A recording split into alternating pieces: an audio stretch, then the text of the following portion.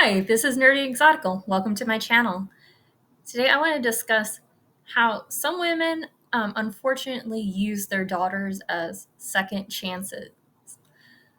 I know this sounds kind of odd, but I'll use one example.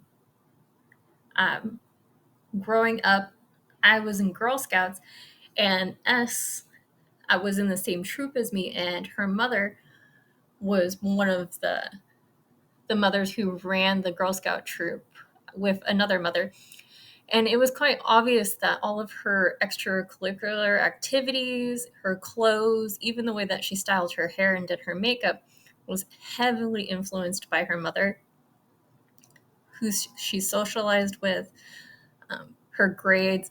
Everything was heavily monitored by her mother. And it always, as somebody who grew up with a single father and only had a grandmother and teachers as mother figures, I didn't see. It seemed like it might be a little bit normal, uh, especially in a very white suburban community, a white suburban conservative community, that maybe this was normal and my situation was just weird, which, to be fair, it is a little bit weird to have a single father. Back then, it's usually a single mother, but it became obvious from conversations that I overheard as I grew up with these girls that her mother, while she was satisfied with her husband, felt like she could have done better.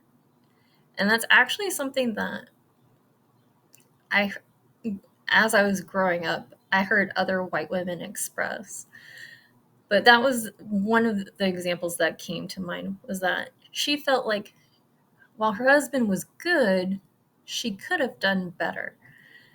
And so she was preparing her daughter in her mind to go to war in the marriage market. And there actually were a lot of desirable candidates, because while this was a small conservative community, it was right near a river which had a very active retirement community as well as a summer community. So there was some family-owned businesses that made quite a bit of money.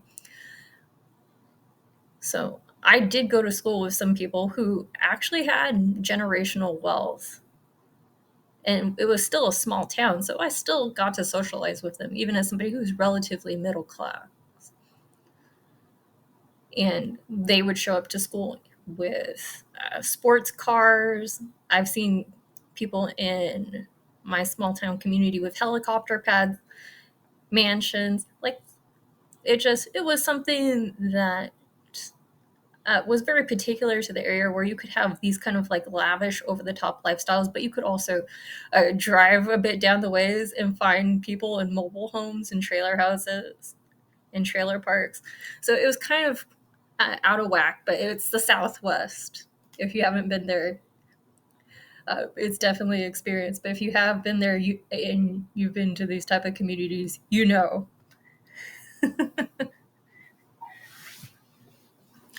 But there is kind of this sentiment with white women who feel like they've settled for their husbands.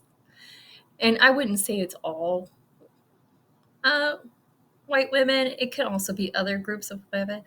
I'm just speaking from somebody who's raised in an environment that was predominantly white women for the majority of my life, until I moved out and actually started living on my own. So I would say it's not that they hate their husbands all the time. Some of them do, quite frankly, but not always a hate of their husbands, but just a sense that, like, I could have, had a little bit more money or had a little bit more status. And this time, my daughter is going to get that thing that I unfortunately stumbled when I was trying to reach for it. And it's not let's say, evil per se, but it's definitely a question of values. I would be hesitant to say that everybody wants to date for money and status. There's definitely the companionship component of relationships, but that's another topic. I just want to get into how um, seeing women, the way women treat their daughters, basically as extensions of this quest that they have to remediate um, this shortcoming that they feel like the universe did to them, is a little bit off-putting. So if you do see it in public, I definitely don't recommend calling it out. It's definitely something that they will bring to your attention once you get once they start talking to you and they get comfortable. Even if they don't have a daughter, I had another friend, uh, let's say, they lived in like Arrowhead, and they were hanging out with somebody, a male friend in high school, completely platonic. Their mothers were got along and were friends and were there supervising all of us. And out of nowhere, this poor kid, he was so embarrassed. His mom started bragging about how she got a first date with Bill Gates. So just don't think that is just the female component. There's definitely, I mean, a female child component to it. You know, having a daughter brings this out in them. It's definitely there. But I do notice that when they have that kind of sense of being cheated, plus having a female daughter, oh, it's definitely a combo. So if you see it out in the wild, just know that like they are constantly going to be triangulating you with their child, which is amusing. They're constantly going to be putting their child in